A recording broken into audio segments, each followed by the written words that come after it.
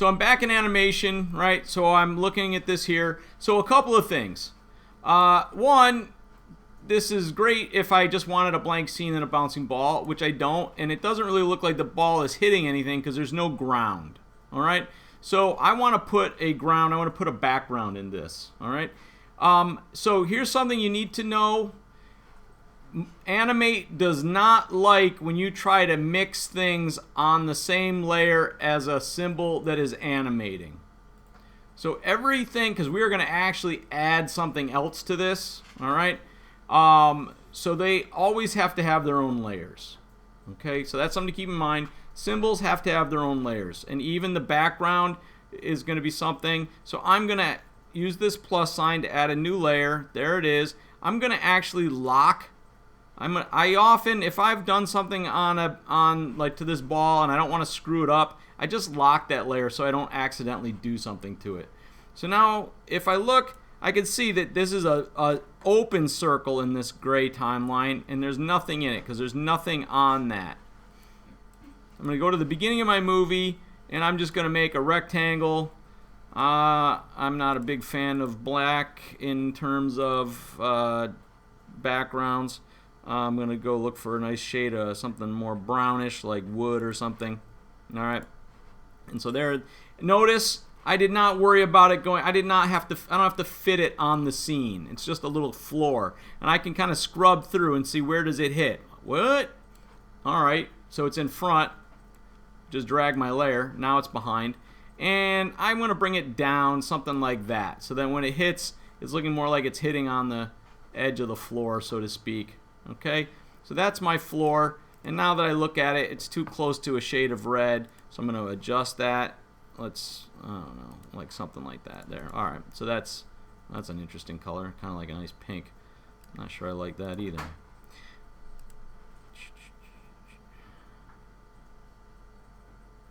There, all right, there, that's nice. All right, so there, now we've added something to the background. So now, I'm going to take a look at this, and there's still a little problem with the, I'm going to lock my background and unlock this. It would be nice to have a little bit of an exaggerated bit of physics. When a bouncing ball hits a hard surface, what tends to happen, do you think? It bounces, but what happens to the shape of the ball? The ball should distort if it's made of rubber. Now, if it is a bowling ball, it's not really going to distort. That'd be pretty hard. But this is not a bowling ball. It is a rubber ball. So what I want for it to happen is I want this. I'm going to use my free transform tool. I want it to collapse a little, holding my Alt key down, by the way. And I'm just going to squish it. So my ball is going to squish a little when it hits the ground. Well, let's see what happens. It's beginning to squish up here. It's squishing this whole time. That is not what I want. So I'm going to back up one frame and unsquish it. So now I'm just going to look at the properties of this ball. It's easiest to just look at the original properties of the ball and see what size it was. Oops. So my original properties of our ball, it's a 75.5 by 75.5 inch wide ball. So then over here, it got crushed. I look at it, and it's a 50.5. So that means if I back up one frame and make this 75.5,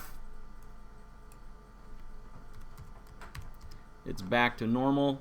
Then it squishes, and then it still remains squished and unsquishes gradually. I don't want that, so I'm going to go back. I'm going to go up one frame and make this 75.5. All right, 75.5. So there. That now it squishes right there. Boom, squish, boom, squish, up, boom. No squish here, so I just have to do the same thing. But I already know, right? That I already know that if I squish it down some, then I just back it up one, and you have to click on it to get the properties. 75.5. Up one frame. 75.5. So now it's squishes right there. Squish. and then open, and then right here, and then back up one. So this is just like, you know, you could be saying to me that's pretty picky. Yeah, but if we're going to learn to do some things, we should learn some of the best ways to do them, and this is a good way to make a bouncing ball. So this is, and it's good to know that, one, even if you're not making a bouncing ball, what if you were just transforming the scale of it? What if I just wanted something to grow, but I don't want it to grow from the beginning? Then I know that I have to have a keyframe that tells it when to start and stop. Okay, so even if it's not something that's going to bounce, I might as well play it. I mean, it's subtle. If I want it less subtle, I could squish it a little bit more, or I could also add an extra frame in between there so that it squishes a little bit longer. But for me, that it's subtle, but that's what I like. It should be subtle. We don't really notice too much of the squishing on a ball when it's happening because it's happening in, you know, in real time. So for me, that's fine. All right, so that's that. But we're going to add something else, and that's what you're going to do next. If you want to squish your ball, that's on you. If you don't, that's fine. I wanted you to show you how to do it, but that's not majorly important. What is important is a new layer, and on this new layer, we are going to make, I'm going to make a square. And this square is going to be a blue square, because I would like a blue square chasing my red ball. First thing, modify, convert to symbol. Blue square. I use a lot of shortcut language. So blue square, it is going to start out here at some point.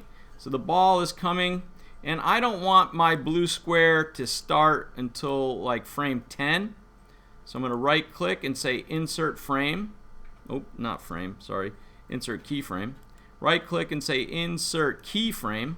So now, if this is where I'm starting, and I'm just going to drag this guy, oops, not there, over, I got to put a keyframe in, a tween in first, sorry. My apologies, I'm rushing.